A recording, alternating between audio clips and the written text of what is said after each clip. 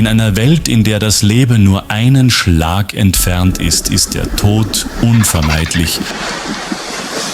Und wenn sich die Raubtiere zurückziehen, beginnt der Marabu, der Wächter des Todes, erst richtig mit seiner Aufgabe.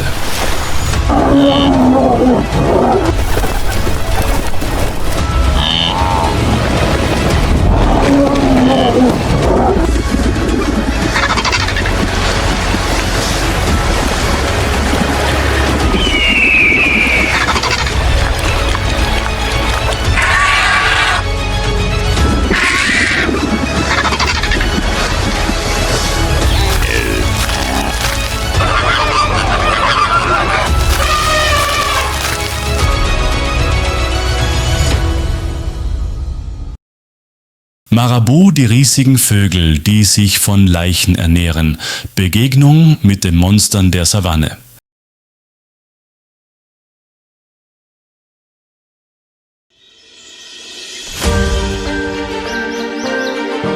Subsahara-Afrika ist eine Welt der unendlichen Weiten, in der sich goldene Grasflächen bis zum Horizont erstrecken.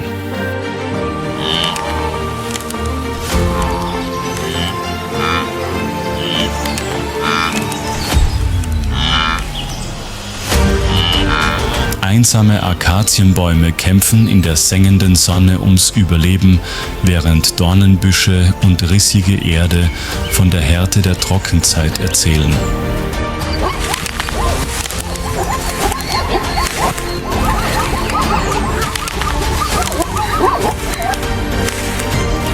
In einer wilden, trockenen Ecke der Subsahara-Region Afrikas existieren Leben und Tod nebeneinander.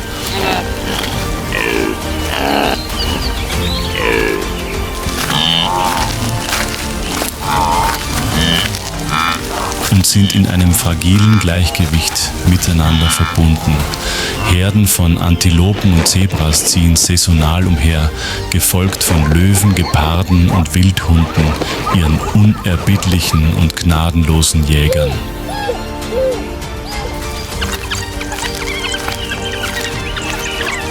Aber wenn die Beute fällt, ist der Kreislauf noch nicht beendet.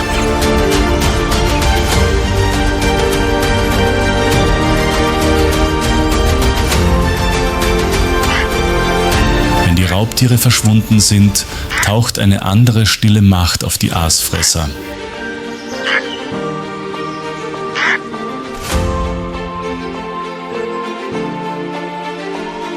Sie haben keine Krallen und brauchen keine Schnelligkeit.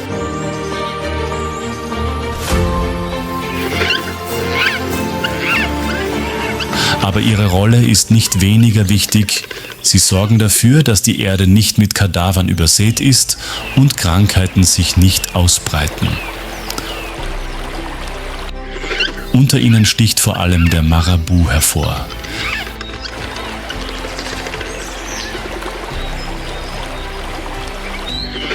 Ein schwarzer Schatten gleitet lautlos über den Himmel. Der Marabu, der Leichenbestatter der Savanne, ist erschienen.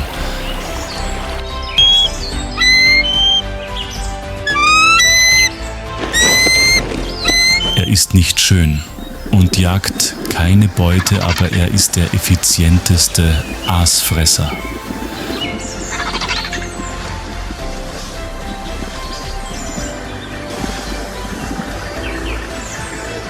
Wenn die Geier sich bereits um die Beute streiten, kommt der Marabu langsam, aber sicher.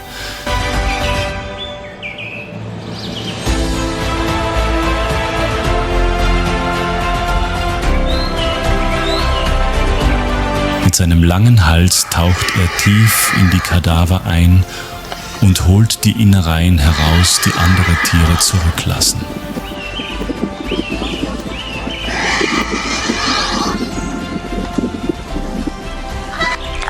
Sein Magen mit seiner extrem starken Säure ermöglicht es ihm, sowohl verwesendes Fleisch als auch Knochen zu verdauen.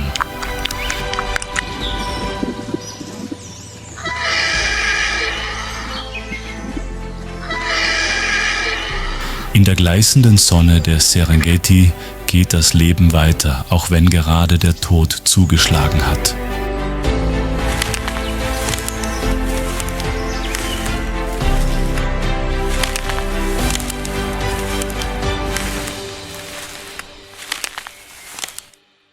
Aasfresser wie Marabus und Geier ziehen sich allmählich in den Schatten der Bäume zurück, aber die Bühne gehört nun den Raubtieren Löwen und Hyänen.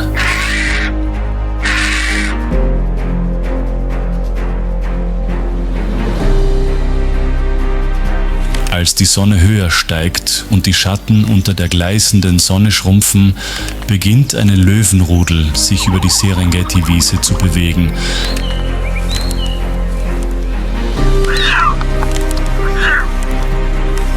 Während Aasfresser wie Marabus und Geier sich von der Tagesbühne zurückziehen, beginnen die wahren Raubtiere ihre Show.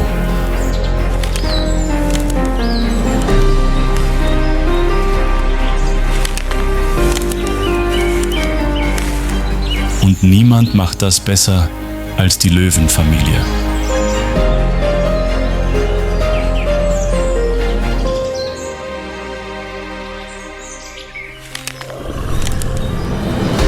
Im Gegensatz zu den meisten ihrer großen Verwandten leben Löwen als einzige Raubkatzen in Rudeln.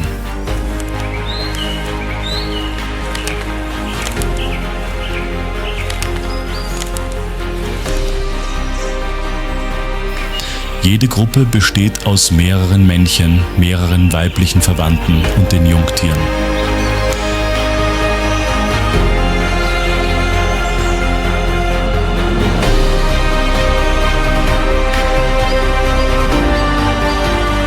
Entgegen ihrem Image als Einzelkämpfer sind Löwen soziale Strategen.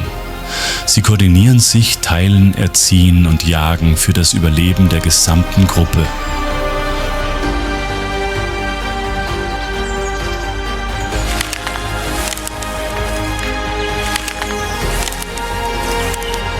Heute Morgen bewegt sich eine Gruppe Löwinnen lautlos durch das hohe Gras und hat ihre Augen auf eine Herde Gnus gerichtet.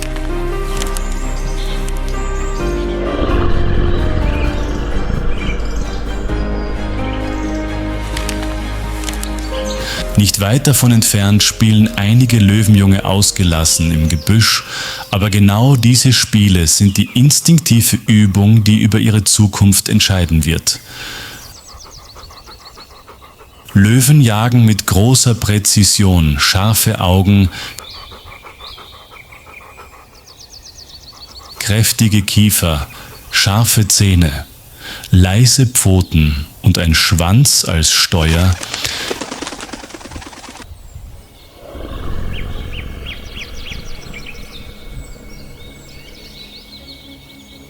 helfen ihnen schnell, lautlos und effektiv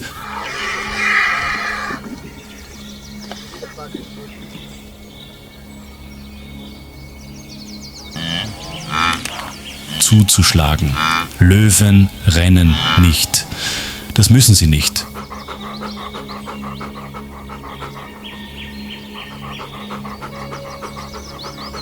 Stattdessen lockt einer die Beute in einen Hinterhalt, während die anderen den Rückweg versperren.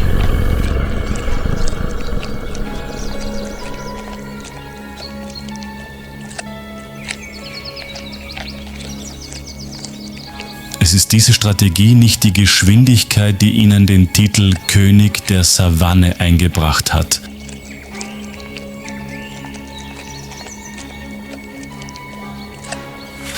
Nach einer erfolgreichen Jagd teilt sich die ganze Herde die Beute.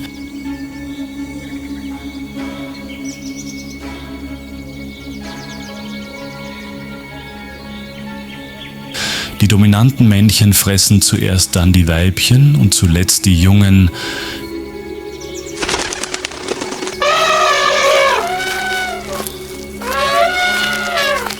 Diese Aufteilung scheint im Widerspruch zum wilden Instinkt zu stehen, ist aber die Grundlage für das einzigartige Sozialsystem der Katzen.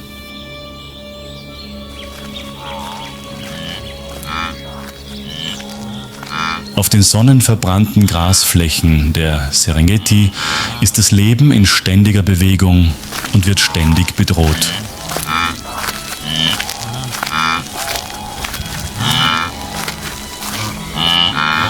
Herden von Wildebeesten bewegen sich in endlosen Strömen, ihre Augen und Ohren sind stets wachsam.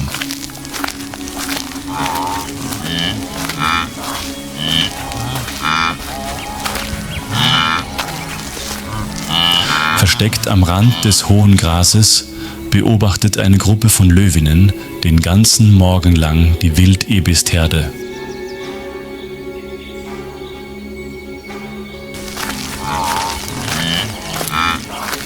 Der Wind dreht, ein leichtes Neigen des Kopfes und die ganze Gruppe weiß, der Moment ist gekommen.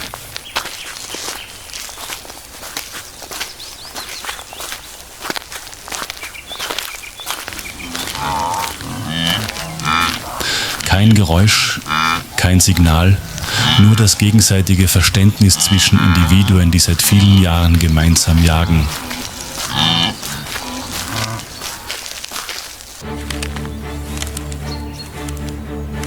Die Antilopenherde bricht auseinander.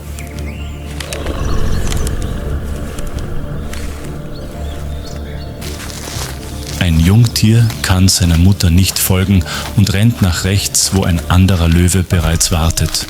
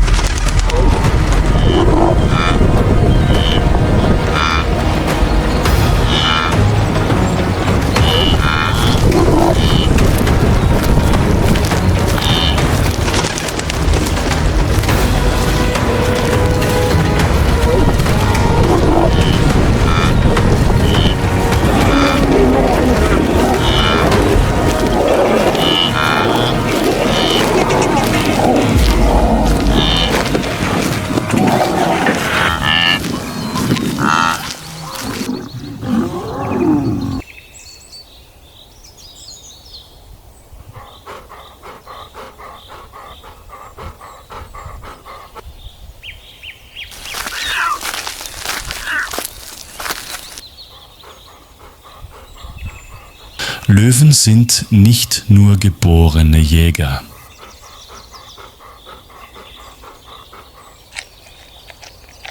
Sie sind Künstler in der Kunst der Zusammenarbeit.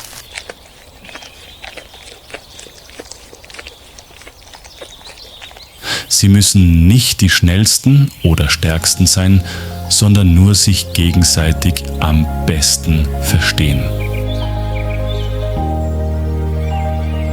Was sie tun, ist nicht Jagen, sondern die Umsetzung einer Überlebensstrategie, die über viele Generationen weitergegeben wurde.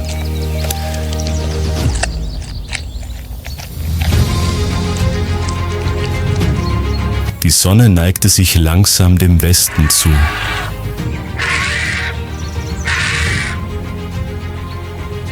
Die Löwen, satt nach dem Festmahl, ließen die Kadaver der Antilopen zurück, von denen nur noch Haut und Knochen übrig waren.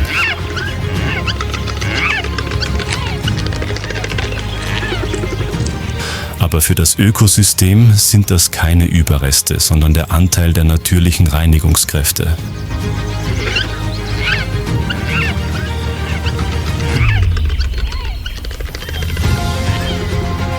Aus der Luft stürzen sich zuerst Schwärme von Geiern herab und stürzen sich wie eine Flutwelle auf die Kadaver.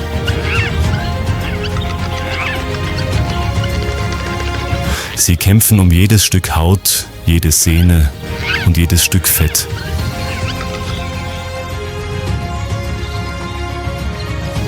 Das Schlagen der Flügel und das Klappern der Schnäbel hallt ununterbrochen wider.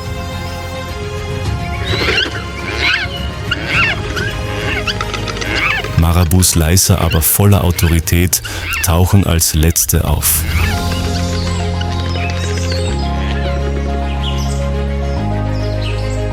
Mit ihrer großen Statur und ihrem langsamen Gang verdrängen sie schnell die kleinen Geier, um sich einen tieferen Teil der Kadaver zu sichern.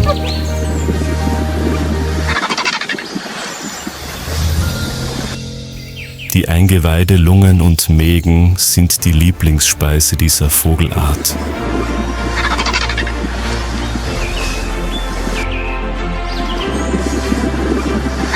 In der Nahrungskette sind Marabus und Geier die letzten Reiniger.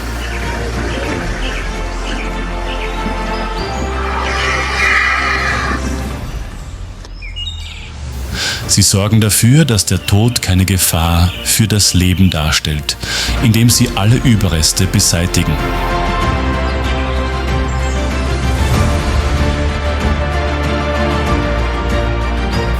Der Marabu hat kein glänzendes Gefieder wie ein Adler und ist auch nicht so farbenprächtig wie tropische Vögel.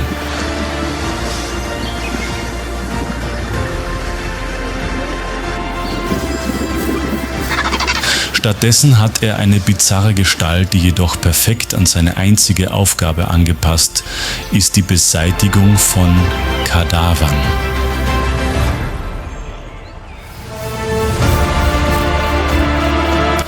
Der federlose Kopf und Hals verhindern, dass Blut und Bakterien beim Eintauchen in den verwesenden Körper haften bleiben.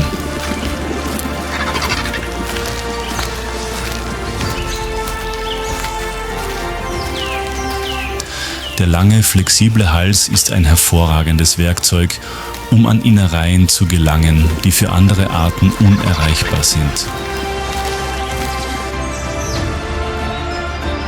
Außerdem ermöglichen ihm die hohen, trockenen Beine, sicher auf heißem Boden oder in schmutzigem Wasser zu stehen, ohne sich zu verletzen.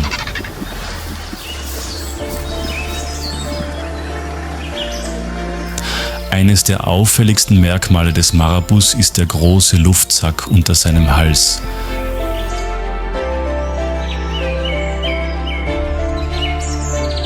Anders als bei anderen Vögeln dient dieser Sack nicht zur Speicherung von Nahrung.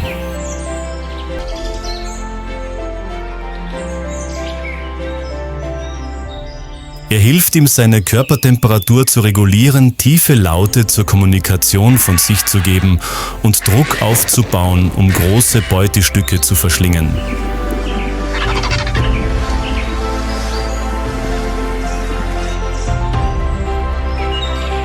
Der Luftsack dient auch als Drohgebärde bei Futterkämpfen mit Geiern, indem er sich aufbläht und so still seine Dominanz bekundet.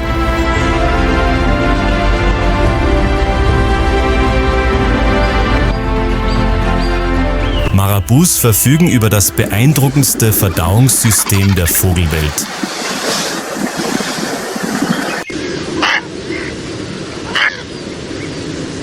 Ihr Magen enthält starke Säuren, die in der Lage sind, verfaultes Fleisch, Knochenstücke und sogar Bakterien zu zersetzen, die für viele andere Arten ungenießbar sind.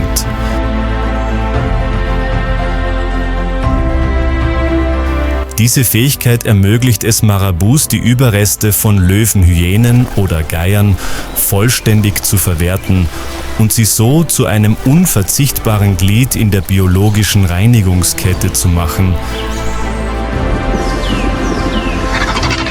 In Afrika wird das Leben mit Beginn der Trockenzeit sehr prekär.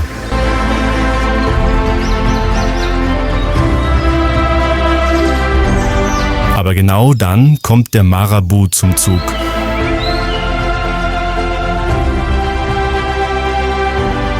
Er kann tagelang hungern und Dutzende Kilometer weit fliegen, um wie ein lebender Radar die Geier zu verfolgen, die nach Aas suchen.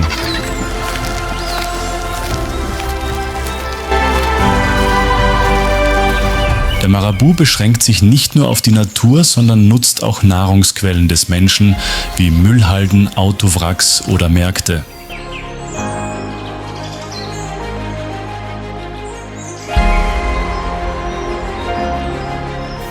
Sie sind das perfekte Beispiel für eine opportunistische Strategie, die sich an alle Lebensumstände anpasst, um zu überleben.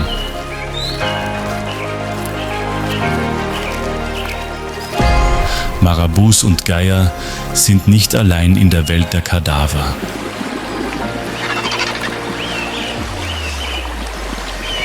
In den flachen Gewässern, Sümpfen und Schlammflächen, wo sie normalerweise nach Nahrung suchen, gibt es noch eine Vielzahl anderer Tierarten, die sich das Territorium teilen. Löffler Silberreiher und Graureiher sind häufige Nachbarn, die unter dem Schlamm nach kleinen Fischen, Fröschen oder Insekten lauern. In der Nähe liegen Hippopotamus regungslos im Wasser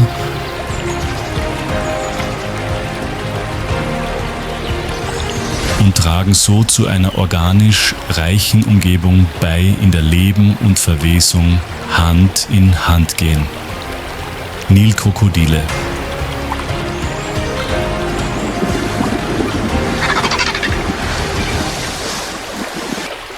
Meister der Ambushjagd beobachten ebenfalls still alle Bewegungen am Ufer.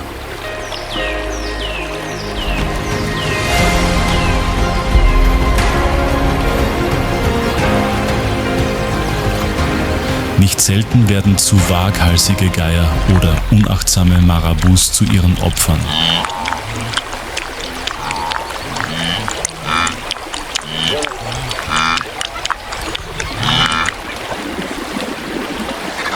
Etwas weiter entfernt kommen Elefanten, Antilopen und Wildrinder zum Trinken. Und wenn ein schwaches Tier zusammenbricht, beginnt die Nahrungskette von vorne.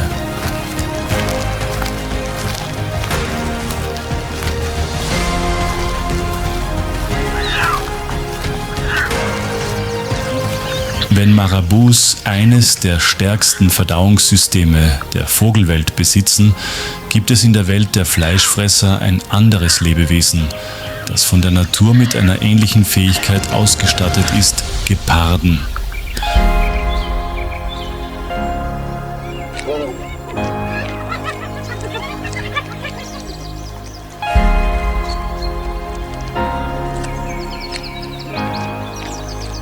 Beiden Arten ist gemeinsam, dass sie die Kadaver von Fleisch, Haut, Eingeweiden bis hin zu Knochen und Sehnen vollständig verwerten.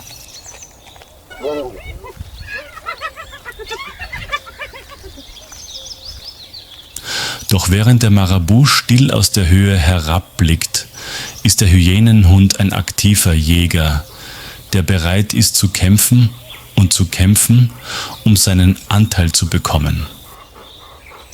Wenn der Marabu der Verdauungsmeister der Vogelwelt ist, dann ist der Hyänenhund sein ebenbürtiger Gegenpart auf dem Boden. Beide verwerten nicht nur das Fleisch, sondern auch die Knochen, Sehnen und Eingeweide der Kadaver, die Löwen oder Geier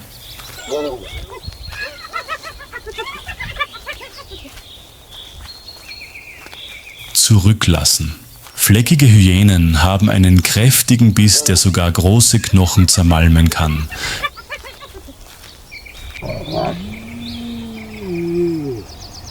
Ihr Magen enthält starke Säure, die es ihnen ermöglicht, auch die härtesten Teile ihrer Beute zu verdauen und krankheitserregende Bakterien abzuwehren.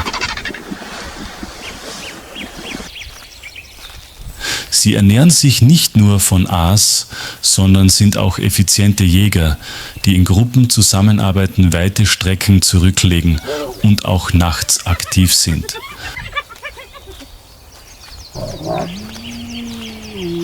Sowohl Marabus als auch Hyänen sind gut an die harten Bedingungen Afrikas angepasst.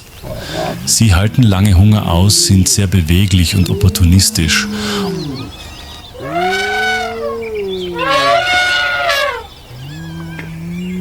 Obwohl sie als schmutzig gelten, spielen sie eine wichtige ökologische Rolle.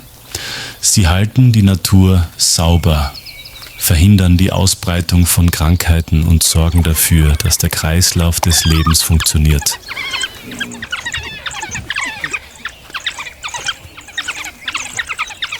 In der sengenden Mittagssonne scheint die Steppe still zu sein.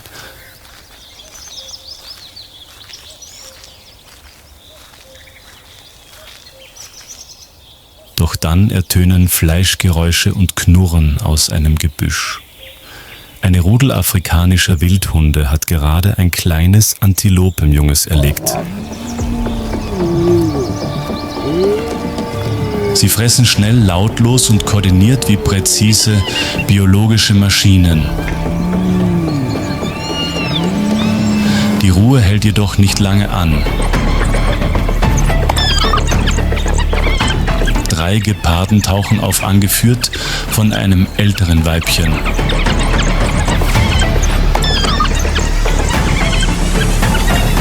Ohne Zeit zu verlieren, stürmen sie direkt in die Mitte des Fressens und geben leise Warnlaute von sich. Ein Kampf bricht aus.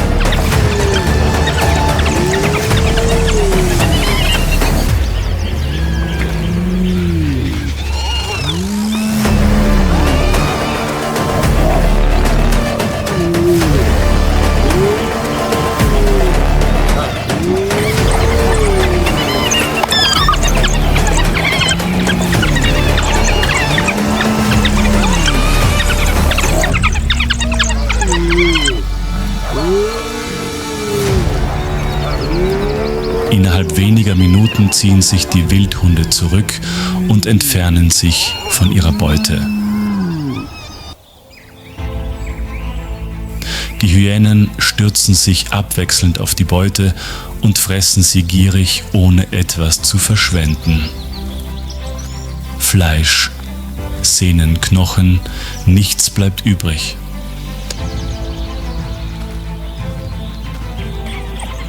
Auf den Grasebenen Afrikas ist die Jagd auf Beute noch lange nicht gewonnen.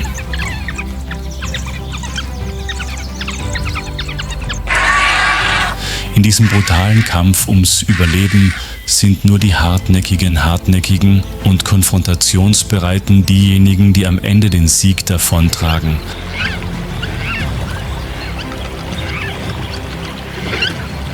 Nicht nur am Boden, auch am Himmel Afrikas finden erbitterte Kämpfe statt. Obwohl Marabus keine Raubtiere sind, geraten sie häufig in Konflikte mit anderen Vogelarten, von Geiern bis hin zu Fischadlern. An Kadavern oder am Ufer weichen kleine Geier oft vor der imposanten Statur und der bedrohlichen Ausstrahlung der Marabus zurück. Mit dem afrikanischen Fischadler sind die Konflikte jedoch spannender. Beide haben es auf tote Fische und treibende Tierkadaver abgesehen und nicht immer geht der Marabu als Sieger hervor. Da er weder Krallen noch Schnelligkeit besitzt, setzt der Marabu auf Geduld, gutes Timing und Hartnäckigkeit.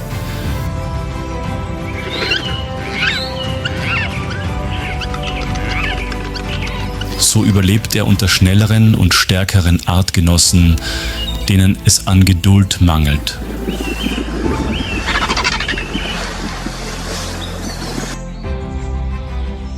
Auf den Grasebenen Afrikas hat jede Tierart ihren unersetzlichen Platz im Ökosystem, vom Löwen, dem Symbol für Stärke und Führung, über den Hyänenrudel, das mit Organisation und Hartnäckigkeit herrscht, bis hin zum Marabu, dem stillen Krieger zwischen den Kadavern. Der Löwe lehrt uns etwas über Führungsqualitäten und die Fürsorge für den Nachwuchs.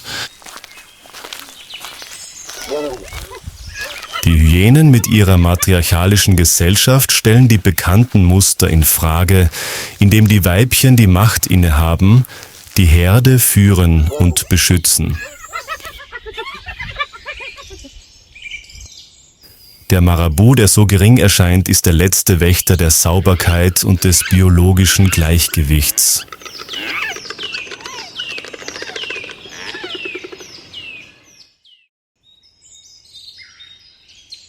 Mit ihrem Leben erzählen sie eine Geschichte über Geschlecht, Rolle und Instinkt, die nicht den menschlichen Mustern folgt, aber in der Natur äußerst effektiv ist. In der Natur ist Geschlecht nicht nur ein biologisches Merkmal, sondern auch eine Rolle, eine Verantwortung, eine Überlebensstrategie.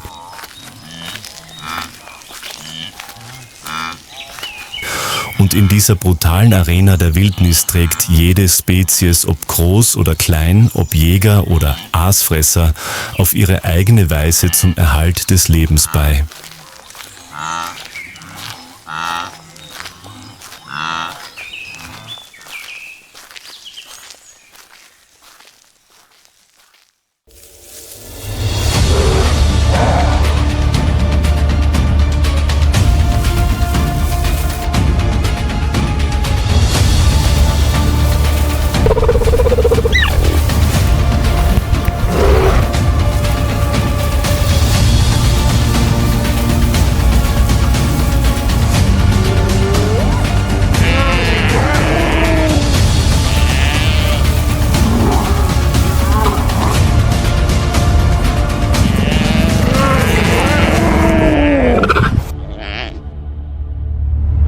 Wild Rwanda, das wilde Herz Afrikas.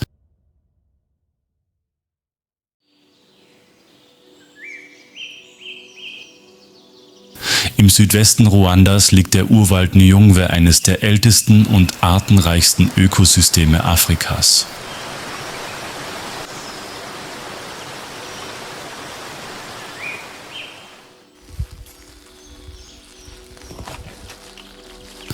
Der Wald erstreckt sich über Hänge in Höhen von 1.600 bis fast 3000 Metern und existiert seit über 60 Millionen Jahren.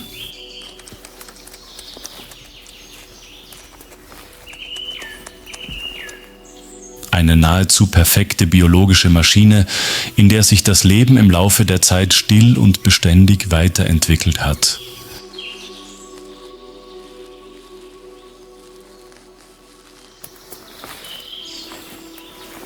Jeden Morgen, wenn dichter Nebel noch die moosbewachsenen Baumkronen bedeckt, erwacht der ganze Wald wie aus einem prähistorischen Traum.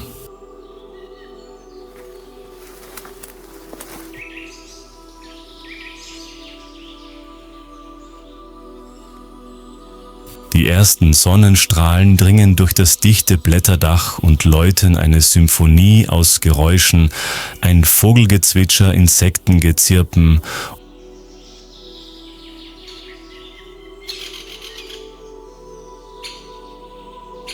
und das leise Rauschen des Windes in der feuchten Luft. Inmitten dieser dichten Vegetation beginnen die besonderen Bewohner des Waldes ihren Tag. Die Angola-Kolobusaffen mit ihrem kontrastreichen, schwarz-weißen Fell und ihren langen, seidenartigen Schwänzen bewegen sich flink durch die hohen Baumkronen. Sie sind die Leichtathleten des Dschungels und können mit ihren geschmeidigen Körpern und ihrer perfekten Koordination bis zu 15 Meter weit zwischen den Ästen springen.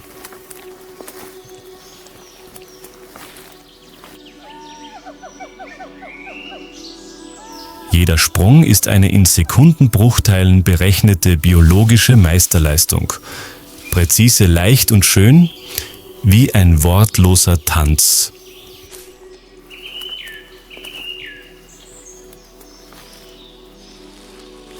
Tiefer in den unteren Waldschichten versteckt leben Lhöst-Affen, eine wenig bekannte Primatenart, die jedoch eine wichtige Rolle in der sozialen Struktur des Nyungwe-Waldes spielt.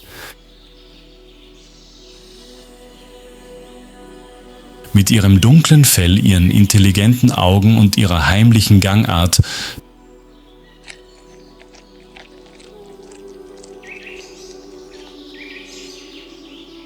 bewegen sich Lhöst-Affen in kleinen Gruppen und sind meist nur in der Dämmerung aktiv, um nicht entdeckt zu werden.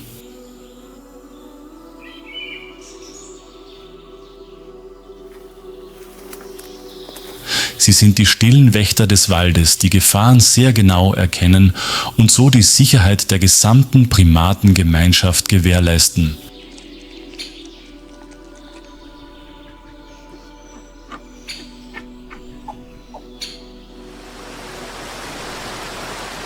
Der Nyungwe-Wald ist nicht nur das Reich der Affen, Er ist auch die Heimat von über 1000 Pflanzenarten, Hunderten von Vogelarten, Reptilien und Insekten. Viele davon sind endemische Arten, die nirgendwo sonst auf der Welt zu finden sind.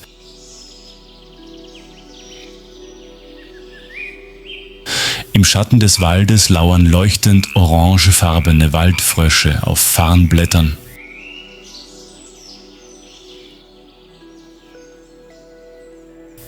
Tukanvögel stürzen sich durch die Lücken im Blätterdach, um Beute zu fangen, und Waldorchideen blühen auf morschen Baumstämmen.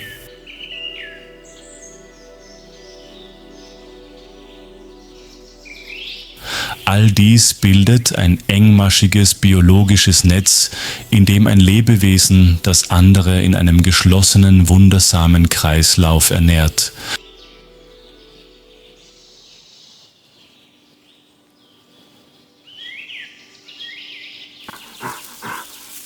Berggorillas Gorilla beringae. Beringae sind endemische Lebewesen, die nur noch in 2 isolierten Gebieten vorkommen, dem Virunga-Gebirge und dem angrenzenden Windy-Gebiet.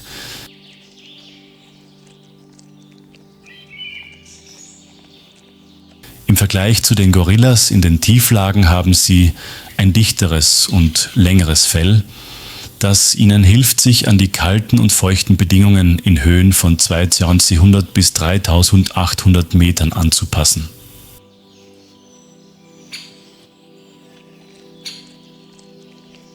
Ihre Körperstruktur ist beeindruckend. Ausgewachsene Männchen können bis zu 180 Kilogramm schwer werden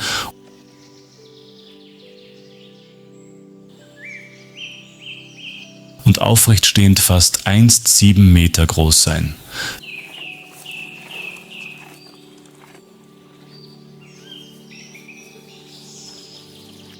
Trotz ihrer Größe und Muskulatur ernähren sich Berggorillas fast ausschließlich vegetarisch.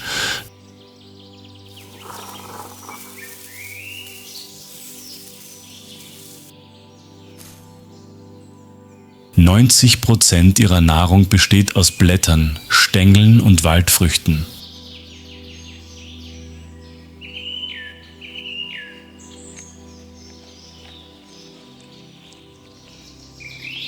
Sie fressen täglich mehr als 30 Kilo Pflanzen, um Energie zu tanken und gleichzeitig zur Verbreitung von Samen und zur Regeneration der Waldvegetation beizutragen.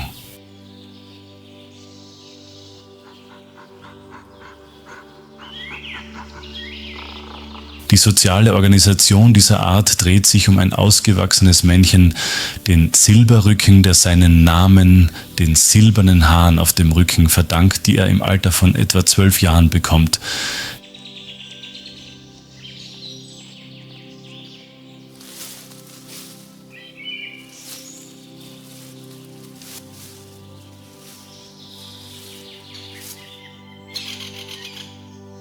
Der Silberrücken ist das Zentrum der Macht sowohl physischer Anführer als auch Gehirn der Gruppe, der über Wanderungen entscheidet, Konflikte schlichtet und die Jungtiere beschützt.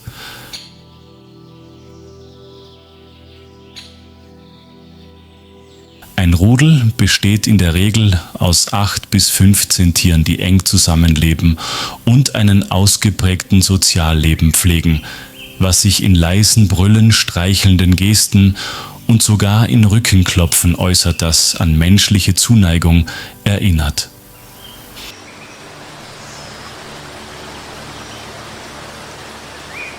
Tief im Nebelwald am Fuße des Sabinho-Berges bewegt sich das Rudel des silberrückigen Karibu auf einem alten Pfad durch junges Bambusgestrüpp.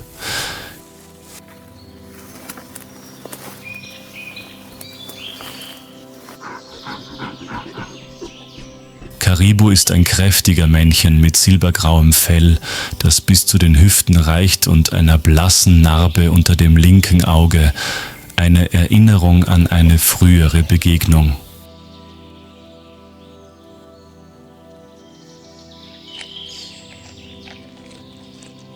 Er bleibt stehen, atmet tief ein und dreht dann den Kopf, um die Herde zu rufen.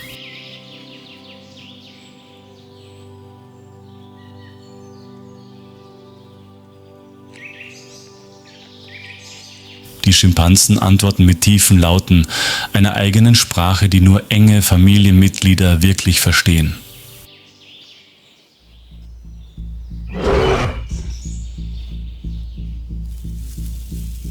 Plötzlich ertönte ein seltsames Geräusch aus westlicher Richtung. Lautes, kräftiges Brustklopfen.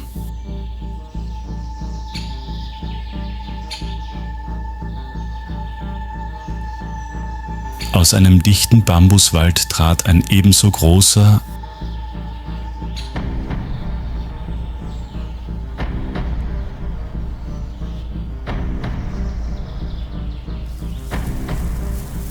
aber silberrückiger Silberrücken hervor, der sich aggressiver bewegte.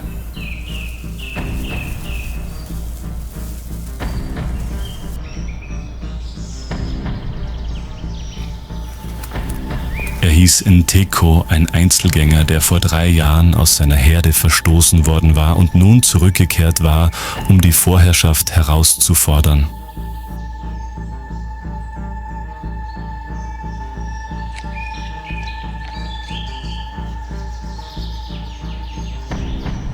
Die Spannung steigt. Die beiden Männchen starren sich an, ohne sich zu bewegen. Ein typisches Ritual vor dem Kampf. Caribou stößt ein tiefes Brüllen aus seiner Kehle wie eine Warnung. Aber Nteko weicht nicht zurück.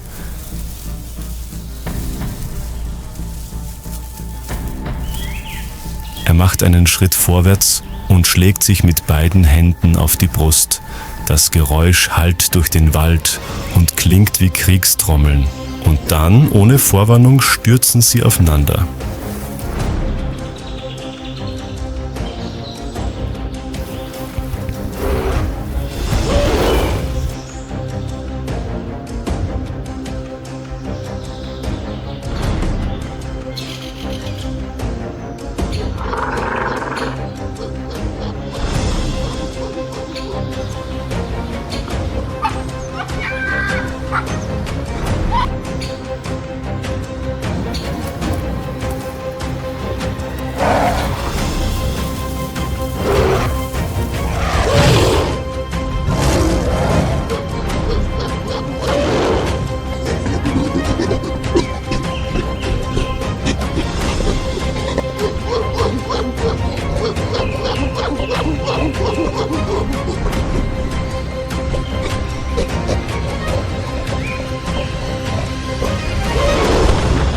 Schließlich wurde Nteko nach einem heftigen Stoß zu Boden gedrückt.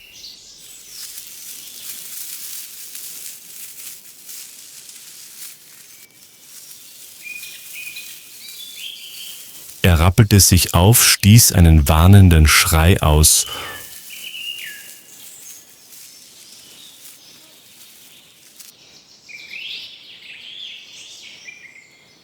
und rannte in den Wald. Caribou verfolgte ihn nicht, sondern blieb stehen, die Schultern zuckten im Rhythmus seines schweren Atems.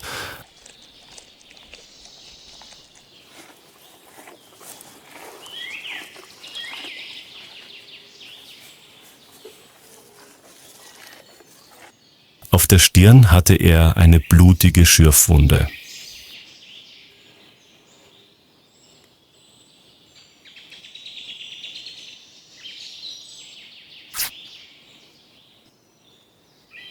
Der Kampf endete ohne Tote, aber es gab einen Verlierer.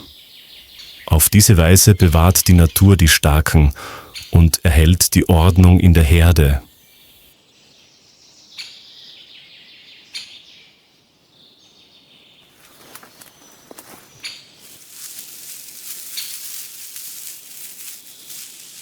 Und auf diese Weise geben Bärgorillas ihre Stärke nicht nur durch Gewalt weiter, sondern auch durch Kontrolle, Intelligenz und Disziplin. In diesem nebligen Waldgebiet, wo die Natur noch immer der einzige Herrscher ist, sind solche Kämpfe selten. Aber wenn sie stattfinden, sind sie der authentischste Ausdruck der wilden, ursprünglichen und edlen Natur, eines der dem Menschen am nächsten stehenden Lebewesen. Im Osten Ruandas, wo sich das Land zu goldenen Ebenen und in der Sonne glitzernden Binnenseen öffnet, liegt Akagera eine der spektakulärsten Geschichten der Wiedergeburt der modernen afrikanischen Natur.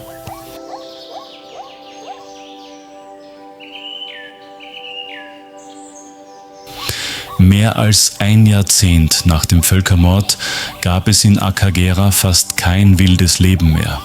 Große Tiere waren verschwunden, Bäume wurden gefällt, Wälder verbrannt, Grasland in Maniokfelder umgewandelt.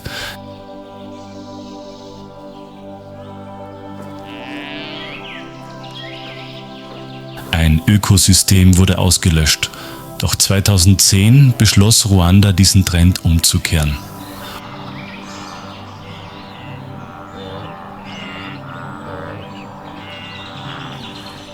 Heute hallt die Akagera-Steppe wieder vom Klang von Hufen, vom Wind und vom Atem der Raubtiere wider.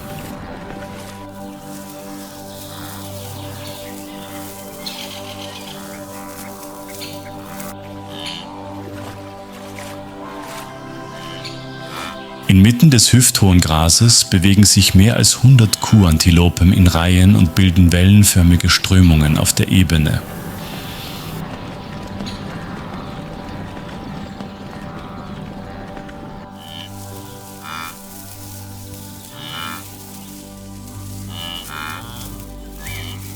Kuhantilopen, Conochetes taurinus, sind typische Wandertiere der ostafrikanischen Savanne.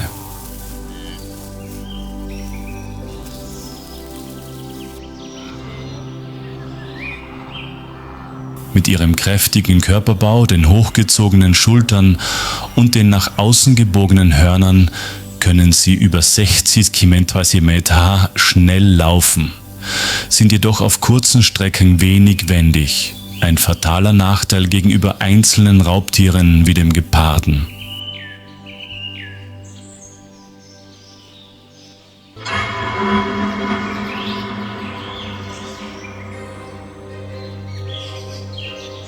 In einer niedrigen Grasmulde inmitten der Steppe liegt eine Geparden flach auf dem Boden und starrt mit gespitzten Ohren auf ihre Beute.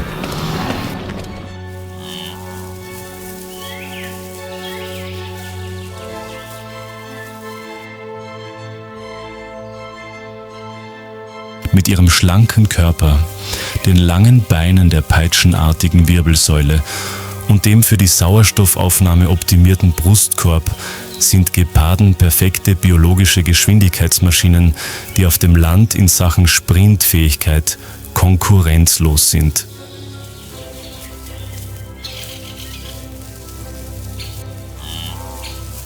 Sie hat ein junges Antilopenjunges im Visier, das sich von der Herde getrennt hat und beim Grasen ein paar Schritte zu weit gegangen ist.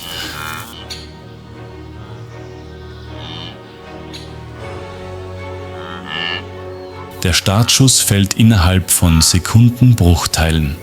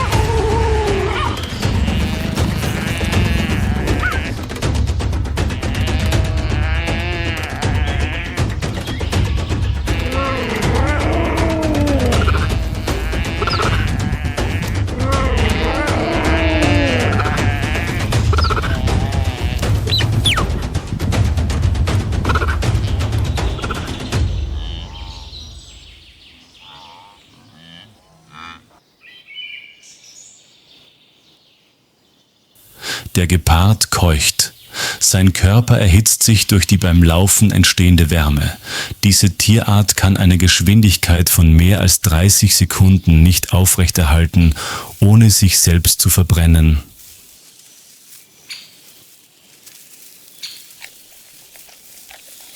Er zieht seine Beute in den Schatten und schaut sich vorsichtig um. Nicht wegen Löwen, sondern wegen Hyänen, gefährliche Beutefresser, die immer auf der Lauer liegen, wenn der Geruch von Blut in der Luft liegt.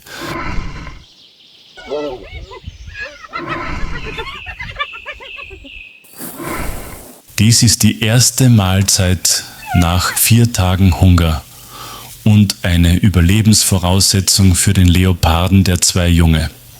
Zu ernähren hat die 1 Kilometer entfernt im Gebüsch auf ihn warten.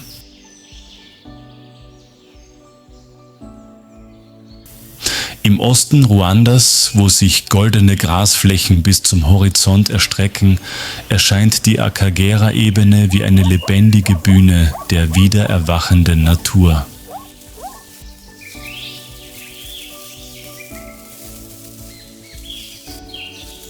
Nach Jahrzehnten der Ausbeutung und Konflikte hallt dieser einst lebensfeindliche Ort nun wieder vom Getrappel der Elefanten, dem fernen Brüllen der Löwen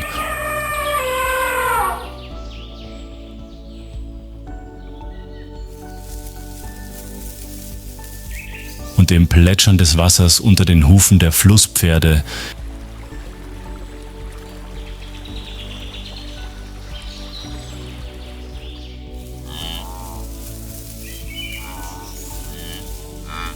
die sich im Ihema-See suhlen. Die Akagera-Steppe mit ihren Pfaden durch hohes Gras und Akazienbüsche ist die gemeinsame Heimat von Gnus-Waldbüffeln, Masai-Giraffen und sogar von stillen Raubtieren wie Geparden, den schnellsten Raubkatzen der Welt.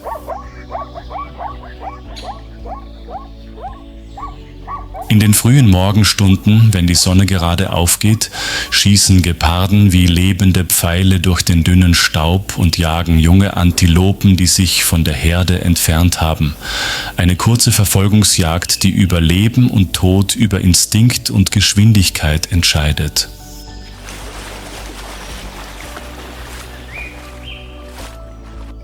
In der Nähe im überschwemmten Wald stehen alte Marabus still und warten auf Aas.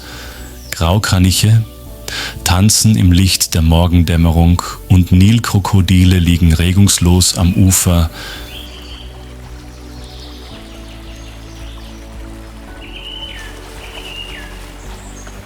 Nur ihre Augen ragen aus dem Wasser, als würden sie die Geheimnisse der Erde bewachen.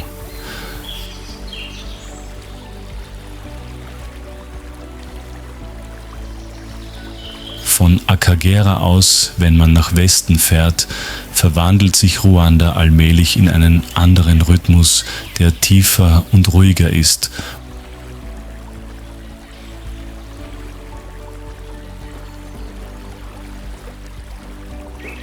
Wo sich die weite Wasserfläche des Kivu-Sees zwischen den alten, zerklüfteten Bergen öffnet. Der Kivu-See ist eine verkehrte Welt unter der Wasseroberfläche, wo die tiefen, sauerstofffreien Schichten uralte Mikroorganismen ernähren,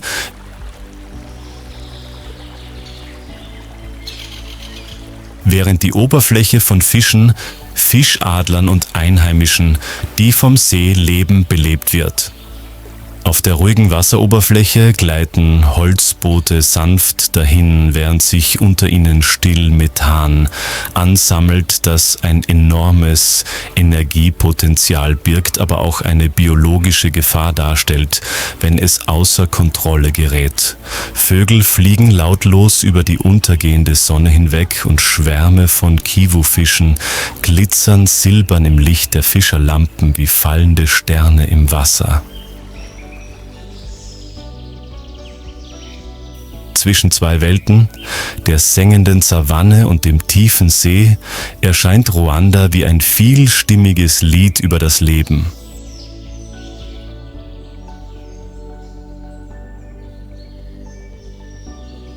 Jeder Flügelschlag der Vögel, jeder Blitzlauf der Geparden und jedes leise Rudern auf dem See verschmilzt zu einer gemeinsamen Symphonie.